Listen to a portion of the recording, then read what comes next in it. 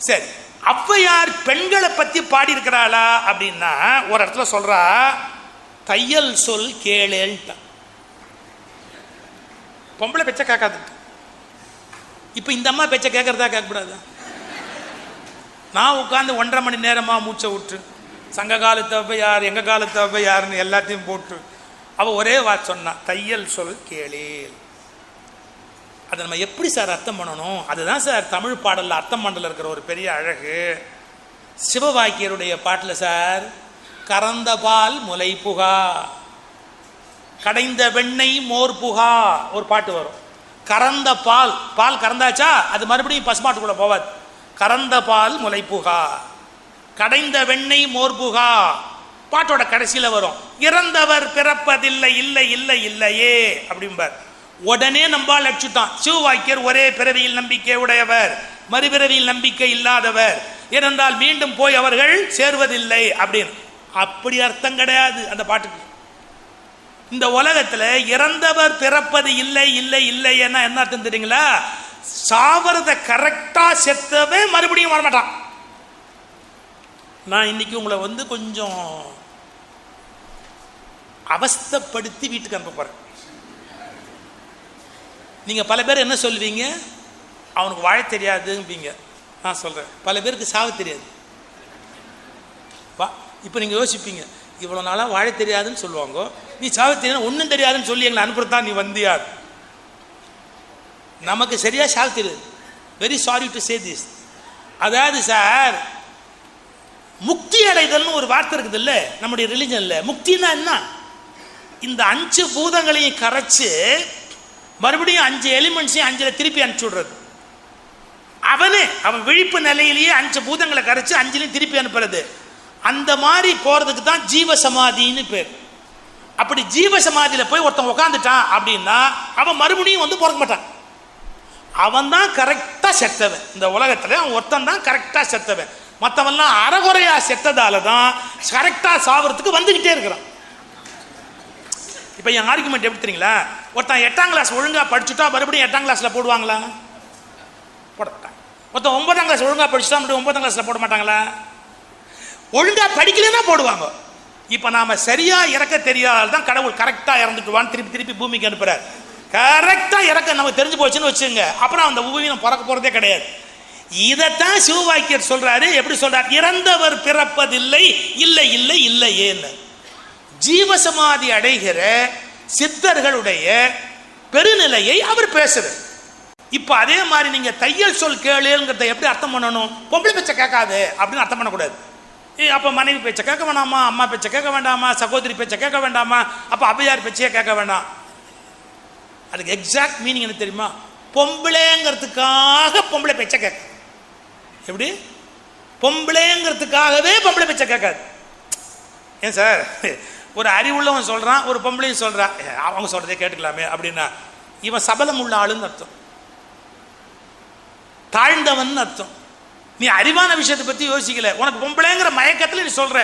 நீ ஒரு பெண்ணுடைய பேச்சை பெண் என்கிற போகத்துக்காக கேட்காத. அதை தான் திருவள்ளுவர் பெண்டீர் வழி சேரக்கூடாது அப்படின்ற வார்த்தையில் எழுதுறார். அப்ப அதை எப்படி புரிஞ்சுக்கணும் அப்படின்னா, ஒரு ஆபீஸ்ல வேலைக்கு எடுக்கிறான், இது ஒரு பொண்ணு அதனாலேயே நான் எடுக்க மாட்டேன்னு சொன்னா அந்த ஆபீஸ் நிர்வாகத்தில் தப்பு இருக்குன்னு அர்த்தம். நாங்கள் ஒரு பொண்ணை எதுக்கு வேலைக்கு எடுக்க மாட்டோம் அப்படின்னா கோளாறுன்னு அர்த்தம். பொம்பளை சார் அதனால வேலைக்கு எடுத்துட்டோம் சார், அதுவும் கோளாறுன்னு அர்த்தம் இல்லையா? இதுக்கு வேற ஒரு பொருள் இருக்கு, அதுக்கு வேற ஒரு பொருள் இருக்கு. பெண்கிறதுனாலேயே இலக்காரமா எடுக்க மாட்டேன்னு சொன்னா அது அபிஷியல் மிஸ்டேக்.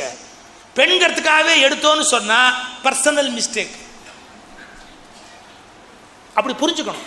அது மாதிரி தையல் சொல் பெண்களை பத்தி அவ்வை உயர்வா சொன்ன வார்த்தைகள் நீங்க எடுத்தீங்கன்னா, தந்தை தாய் பெண், மெல்லில் நல்லாள் தோள் சேர், மைவிழியார் மனையகல், அன்னையும் பிதாவும் முன்னறி தெய்வம், இல்லறம் அல்லது நல்லறம் அன்று, உண்டி சுருங்குதல் பெண்டிற்கு அழகு. பெண்களை பற்றி சொல்லுகிற கருத்து, ஒருவனை பற்றி ஓரகத்து இரு, கற்பனப்படுவது சொற்றிரம்பாமை. இந்த ஒரு வரிக்கு இந்த கிழவிக்கு பல கோடி கொடுக்கும்.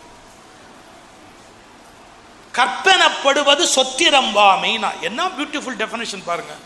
நம்ம கற்புங்கிறத பத்தி என்ன நினைச்சுக்கிட்டு இருக்கிறோம்? அது ஏதோ உடல் ஒழுக்கம் சார்ந்த ஒரு விஷயம்னு நினைக்கிறோம். நீ என்ன சத்தியம் பண்ணி கொடுத்துருக்கோ அந்த சத்தியத்திலேருந்து மீறாது. நீ ஒரு சொல் சொல்லிட்டியா, அந்த சொல்லிலேருந்து மீறாது. தான் சொன்ன சொல்லை பேணுவதுதான் கற்பு. எவ்வளவு பெரிய வார்த்தை பாருங்க, கற்பனப்படுவது சொற்றிரம்பாமை. ஏன் மனைவி கிட்ட ஒருத்தன் விசுவாசமா இருக்கணும்னா, சத்தியம் பண்ணி கொடுத்துருக்காங்க அவளுக்குன்னா, அப்ப நான் கொடுத்த சத்தியத்தை காப்பாற்றணும்ல இந்த உலகத்துல. இந்த இப்பிறவிக்கு 2 மாதரை சிந்தையாலும் தொடையன்னு ராமன் சத்தியம் பண்ணி கொடுத்தான்னு வருது இல்ல. சொல் தன்னுடைய சத்தியத்துல இருந்து மீறக்கூடாது. இந்த ஒரு டெஃபனிஷனை ஒழுங்கா கொண்டாந்தா பல பேர் சிக்கல்ல மாட்டிக்குவோம். சொன்ன சொல் சொல்லிட்டியா, சொல்லியாச்சு, இனிமே அதை எக்காரணம் முன்னிட்டும் நான் கொடுக்குறேன் அப்படின்னு சொல்லியாச்சு தான் கொடுக்குறது. நான் வர்றேன் அப்படின்னு சொல்லிட்டா வர்றேன் தான். கற்பனப்படுவது சொற்றிரம்பாமை. காவல் தானே பாவையர்க்கு அழகு, சுற்றத்திற்கு அழகு சூழ இருத்தல். தாயிற் சிறந்த ஒரு கோயிலும் இல்லை. துடியா பெண்டிர் மடியில் நெருப்பு, தூற்றும் பெண்டிர் கூற்றன தகும். பெண்களை குறையும் சொல்றாரு, எங்க சொல்லுமா சொல்றார். பெற்றோர்க்கு இல்லை சுற்றமும் சினமும். பெற்றோர்க்கு இல்லை சுற்றமும் சினமும், இது 2 அர்த்தம். எவ்வளவு இருந்தாலும் நம்ம பெற்றவங்க மேல கோபத்தை காட்டக்கூடாது. சில சமயத்தில் நம்ம பெற்றவங்க கொஞ்சம் விபரீதமா பேசுவாங்க. அவர்களுடைய மனப்போக்கு காரணமா வயசாயிட்டா சில விதமான குணக்கேடுகள் தானாவே வரும். உபயசாமினார் ஒரு வரி எழுதுறார், வயதாகிவிட்டால் எல்லோருக்கும் ஒரே குணம் அப்படின்னு ஒரு வார்த்தை எழுதுறார். வயசாயிட்டா எல்லாரும் ஒரே மாதிரி தான் பேசுவாங்க, எரிச்சலோட பேசுவாங்க. சாப்பிட வரியான், வரேன், என்ன பண்ணியிருக்க, புடலங்க மேல என்ன கோவம்? புடலங்கா மேல கோவம் இல்லை, வயசாகி போச்சு கோவம் வருது இல்லையா? வயசாயிட்டா என்ன இவ்வளவு எரிச்சல் படுறாரு தாத்தா ஏன் இவ்வளவு கோவப்படுறார்?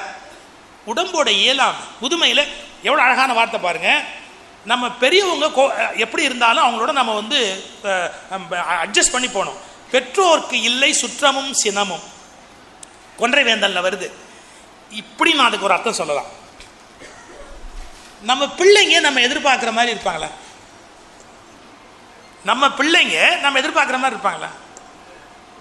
இருக்கப்படாதுன்னு தான் கடவுள் அனுப்பியிருக்கு. பிள்ளைங்க தான் அப்படித்தான் இருப்பாங்க. நம்ம முதியோரியல் டாக்டர் நடராஜன், ஜீராறு ஸ்பெஷலிஸ்ட் டாக்டர் நடராஜன் ஐயாலாம் நமக்கு வந்திருந்தாங்க. அவர் ஒரு அழகாக பேசினார், அதனால மறக்க முடியாத ஒரு அருமையான பேச்சு. அவர் சொன்னார், எல்லா வயசானவங்களும் என்கிட்ட புலம்புவாங்க, பிள்ளைங்க சொன்ன பேச்சு கேட்க மாட்டேங்குது, பிள்ளைங்க சொன்ன பேச்சு கேட்க மாட்டேங்குது, பிள்ளைங்க சொன்ன பேச்சு கேட்க மாட்டேங்குது அப்படின்னு ஒரு வார்த்தை சொன்னார். கேட்கும், கண்டிப்பாக உங்கள் பிள்ளைங்க உங்கள் பேச்சை கேட்கும். என்னைக்கு தெரியுமா? இந்த குத்தாலத்தில் அருவி கீழேந்து ஒரு நாள் மேலே போகுமே, அன்னைக்கு கேட்கும்னு. அப்போ என்ன அர்த்தம்? இந்த ஜென்மத்தில் கேட்காதுன்னு அர்த்தம். குத்தாலத்தில் அருவி கீழேந்து மேலே போகுமே, அன்னைக்கு கேட்கும் அப்படின்னா என்ன அர்த்தம்? குழந்தைகள்னா கொஞ்சம் முன்ன பின்ன இருந்தாலும் அவங்கள கோச்சிக்கிறதுக்கு நமக்கு உரிமை இல்லை. இப்போ இது இந்த கொன்றை வேந்தருக்கு நீங்கள் எப்படி அர்த்தம் பண்ணலாம்? எப்படி தெரியுங்களா? பெற்றோர்க்கு இல்லை சுற்றமும் சினமும். அதாவது பெற்றவங்களும் பிள்ளைங்க மேலே கோச்சிக்க முடியாது. அதே மாதிரி நம்ம பெற்றோருக்கு இல்லை, நம்முடைய சினம் என்பது பெற்றோர்கள் மேலே செல்லக்கூடாது. பேதமை என்பது மாதர்க்கு அணிகலம், மூத்தோர் சொல்லும் வார்த்தை அமிர்தம். இப்படி பெண்களுடைய சிறப்பையும் நிறைய இடங்கள்ல அவர் சொல்லி இருக்கிறார் அப்படிங்கிறத நீங்க பார்க்கணும்.